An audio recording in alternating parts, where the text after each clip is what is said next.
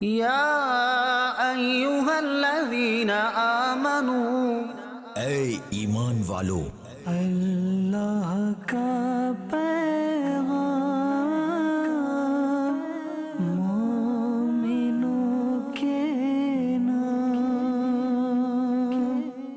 الحمدللہ رب العالمین والصلاة والسلام علی سید المرسلین، اما بعد فاعوذ باللہ من الشیطان الرجیم، بسم اللہ الرحمن الرحیم۔ الصلاة والسلام علیک یا رسول اللہ وعلی آلک واصحابک یا حبیب اللہ، الصلاة والسلام علیک یا نبی اللہ وعلی آلک واصحابک یا نور اللہ۔ میٹھے میٹھے اسلامی بھائیوں اور مدنی چینل کے ناظرین، آج ہمارا دل بہت خوش ہے۔ اس کی وجہ یہ ہے کہ آج ایک بہت ہی خوبصورت سلسلہ ہم شروع کرنے جا رہے ہیں، اور وہ سلسلہ ہے اللہ کا پیغام مومنوں کے نام۔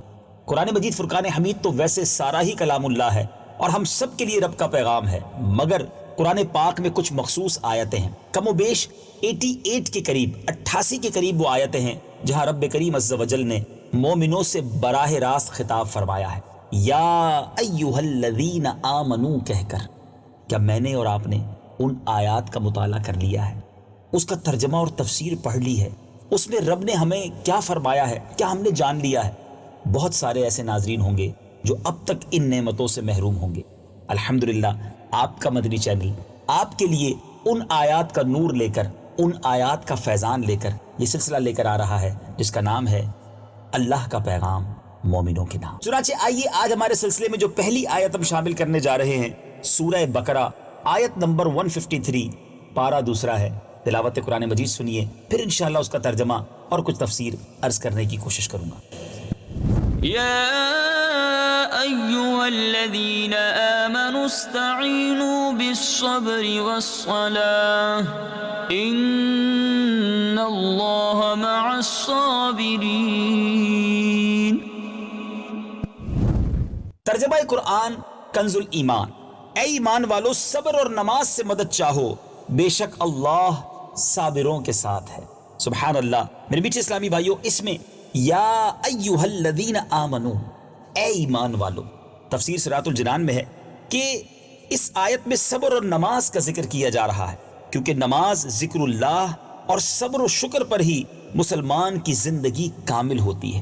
اس آیت میں فرمایا گیا کہ صبر اور نماز سے مدد مانگو۔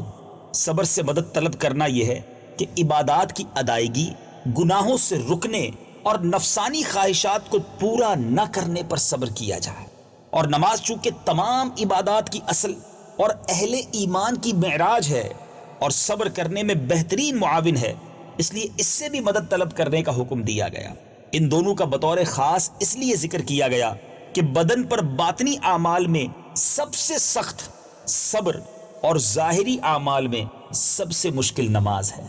اے میرے میٹھے اسلامی بھائی، سبحان اللہ، میرے رب نے آپ کو اور مجھے یہ پیغام دیا ہے، ہم سب کو یہ پیغام دیا ہے کہ ہمیں نماز اور صبر سے مدد لینی ہے، ان دونوں پر عمل کرنا ہے، صبر والا بننا ہے اور ساتھ نمازی بھی بننا ہے۔ یہاں یہ یاد رہے کہ پیارے آقا علیہ الصلوۃ والسلام کس طرح نماز سے مدد چاہتے۔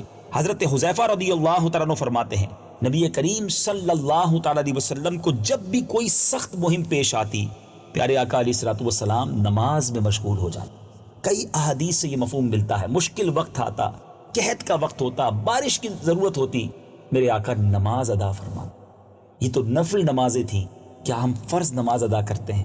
کیا ہماری نمازوں میں پابندی ہے؟ کیا ہم نماز سے محبت کرتے ہیں؟ مدنی چینل کے ناظرین، بات ہے سوچنے کی۔ ان اللہ مع الصابرین، اللہ صابروں کے ساتھ ہے۔ تفسیر صراط الجنان میں اس کے تحت ہے کہ حضرت علامہ نصر بن محمد سمرقندی رحمت اللہ تعالی علیہ فرماتے ہیں، اللہ تعالیٰ اپنے علم و قدرت سے ہر ایک کے ساتھ ہے، لیکن یہاں صبر کرنے والوں کا بطور خاص اس لیے ذکر فرمایا تاکہ انہیں معلوم ہو جائے کہ اللہ تعالیٰ ان کی مشکلات دور کر کے آسانی فرمائے۔ اللہ اکبر۔ مشکل ہے، پریشانی ہے، ہو سکتا ہے آپ تکلیف میں ہوں، بیماری میں ہوں، قرض داری میں ہوں، بے اولاد ہوں، پرابلم میں ہے نا، صبر کیجئے، کیونکہ جب صبر کریں گے تو اللہ ساتھ ہوگا، اللہ کی رحمت ساتھ ہوگی، اور جس کے ساتھ رب کی رحمت ہو پھر مشکل کیسے رہے گی، پھر پریشانی کیسے رہے گی۔ ہمارا پرابلم یہی ہے، ہم مشکل میں سب کو پکارتے ہیں، اللہ کی قریب نہیں جاتے۔ ہم مشکل میں سب پر بھروسہ کرتے ہیں، رب پر بھروسہ نہیں کرتے۔ اگر صبر کریں، واویلا نہ کریں تو انشاءاللہ اس کی بے شمار برکتیں ملیں گی۔ اس آیت میں جو صبر کا ذکر ہوا، صبر کا معنی کیا ہے؟ نفس کو اس چیز پر روکنا جس پر رکنے کا عقل اور شریعت تقاضا کر رہی ہو، یا نفس کو اس چیز سے باز رکھنا جس سے رکنے کا عقل اور شریعت تقاضا کر رہی ہو، اس کو صبر کہا جاتا ہے۔ صبر کی دو قسمیں بھی ہیں۔ نمبر ایک، بدنی صبر، جیسے بدنی مشقتیں ہوتی ہیں، برداشت کرنا، ان پر ثابت قدم رہنا، مثال کے طور پہ بیماری ہے، کوئی چوٹ لگ گئی، جسم پر کوئی مشکل آ جائے۔ اور نمبر دو، طبعی خواہشات اور خواہش کے تقاضوں سے صبر کرنا۔ پہلی قسم کا صبر جب شریعت کے موافق ہو تو قابل تعریف ہوتا ہے، لیکن مکمل طور پر تعریف کے قابل صبر کی دوسری قسم ہے۔ گناہ کرنے کو جی چاہ رہا ہے، ایسا کام کرنے کو جی چاہ رہا ہے جو رب کو پسند نہیں ہے، اب اپنے آپ کو روکنا ہے۔ یہ امتحان ہے نا، یہ بھی تو صبر ہے کہ انسان کے پاس مواقع موجود ہیں، وہ چاہے تو گناہ کر سکتا ہے، وہ چاہے تو برا دیکھ سکتا ہے، وہ چاہے تو حرام سن سکتا ہے، حرام کما سکتا ہے، مواقع موجود ہیں، چانس موجود ہے، مگر اللہ کی رضا کے لیے بندہ رک جائے، صبر کرے۔ اللہ مجھے اور آپ کو دونوں قسم کے صبر کی نعمت نصیب فرمائے۔ میٹھے اسلامی بھائیوں، قرآن و حدیث میں اور بزرگان دین کے اقوال میں صبر کے بے پناہ فضائل بیان کیے گئے۔ ترغیب کے لیے 10 فضائل آپ کے سامنے گوش گزار کرتا ہوں، توجہ سے سنیے گا۔ اللہ تبارک و تعالیٰ قرآن مجید میں ارشاد فرماتا ہے، پارہ نمبر 10 سورہ الانفال آیت نمبر 46، ترجمہ، اللہ تعالیٰ صبر کرنے والوں کے ساتھ ہے۔ پارہ نمبر 14 سورہ نحل آیت نمبر 96، صبر کرنے والے کو اس کے عمل سے اچھا اجر ملے گا۔ پارہ نمبر 23 سورہ الزمر آیت نمبر 10، صبر کرنے والوں کو بے حساب اجر ملے گا۔ اللہ کے حبیب علیہ الصلوۃ والسلام فرماتے ہیں، صبر کرنے والوں کی جزا دیکھ کر قیامت کے دن لوگ حسرت کریں گے۔ پارہ نمبر 2 سورہ بقرہ آیت 157 میں ہے، صبر کرنے والے رب کریم عز و جل کی طرف سے درود و ہدایت اور رحمت پاتے ہیں۔ پارہ 4 سورہ آل عمران آیت 146 میں ہے، صبر کرنے والے اللہ تعالیٰ کو محبوب ہیں۔ اسی طرح ایک اور حدیث پاک میں میرے آقا فرماتے ہیں، صبر آدھا ایمان ہے۔ احیاء العلوم میں امام غزالی نے لکھا، صبر جنت کے خزانوں میں سے ایک خزانہ ہے۔ سبحان اللہ۔ ترمذی شریف کی حدیث ہے، صبر کرنے والے کی خطائیں مٹا دی جاتی ہیں۔ ایک اور جگہ میرے آقا فرماتے ہیں، صبر ہر بھلائی کی کنجی ہے۔ اللہ اکبر، ذرا سوچئے تو صحیح، صبر کے کتنے فضائل ہیں۔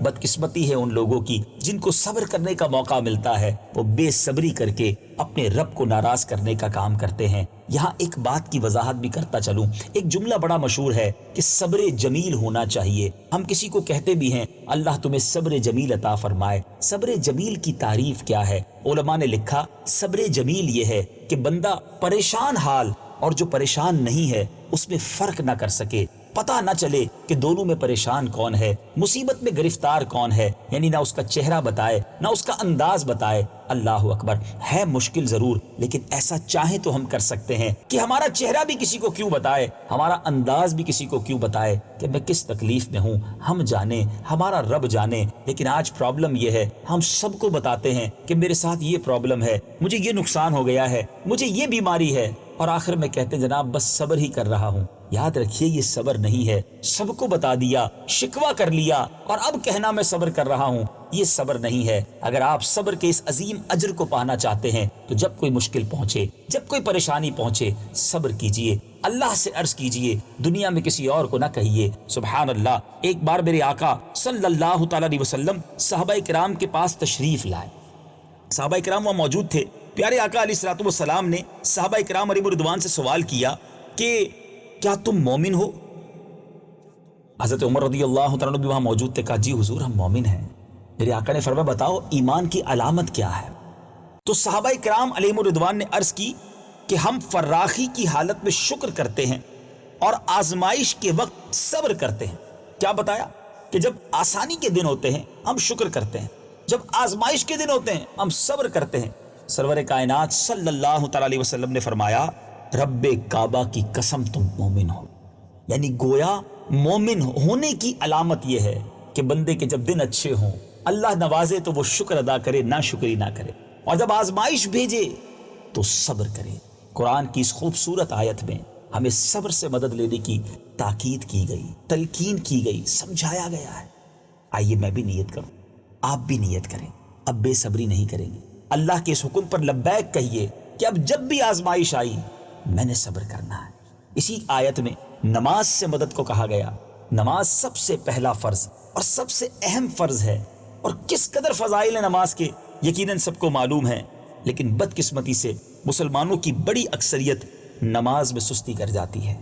حضرت سیدنا ابو ذر رضی اللہ تعالیٰ عنہ فرماتے ہیں کہ ایک مرتبہ نبی پاک صلی اللہ تعالیٰ علیہ وسلم موسم سرما میں باہر تشریف لائے، جبکہ درختوں کے پتے جھڑ رہے تھے تو آپ نے ایک درخت کی ٹہنی پکڑ کر اس کے پتے جھاڑتے ہوئے ارشاد فرمایا، اے ابو ذر، میں نے عرض کی یا رسول اللہ صلی اللہ تعالیٰ علیہ وسلم میں حاضر ہوں۔ تو فرمایا، بے شک جب کوئی مسلمان اللہ عز و جل کی رضا کے لیے نماز پڑھتا ہے تو اس کے گناہ ایسے جھڑتے ہیں جیسے اس درخت کے پتے جھڑ رہے ہیں۔ اللہ اکبر۔ نماز وہ عمل ہے جس سے گناہ جھڑتے ہیں، مگر ہم نماز میں سستی کر جاتے ہیں۔ ایک اور جگہ پیارے آقا علیہ الصلوۃ والسلام فرماتے ہیں کہ جب مسلمان نماز پڑھتا ہے تو اس کے گناہ اس کے سر پر رکھ دیے جاتے ہیں، جب بھی وہ سجدہ کرتا ہے تو اس کے گناہ جھڑنے لگتے ہیں، لہٰذا جب وہ اپنی نماز سے فارغ ہوتا ہے تو اس کے تمام گناہ جھڑ چکے ہو۔ نماز کے اتنے فضائل ہیں ناظرین کہ میں بیان کرتا چلا جاؤں، لیکن کاش ہم آج پکی اور سچی نیت کر لیں۔ سب سے پہلا سب سے اہم فرض نماز ہے۔ ہم سب ایمان والوں کو قرآن نے نماز اور صبر سے مدد لینے کا ارشاد فرمایا ہے۔ آئیے آج کے اس مختصر سلسلے میں اس آیت قرآنی کو سننے کے بعد میں بھی نیت کروں اور آپ بھی نیت کریں، ہر مشکل میں صبر کریں گے، بے صبری نہیں کریں گے، اور آج کے بعد ہماری کوئی نماز قضا نہیں ہوگی۔ مدری چینل دیکھتے رہیے، اگلے سلسلے اللہ کا پیغام مومنوں کے نام ایک اور آیت، اس کا ترجمہ اور اس کی تفسیر لے کر حاضر ہوں گے۔ یا ایہا الذین آمنوا، اے ایمان والو، اللہ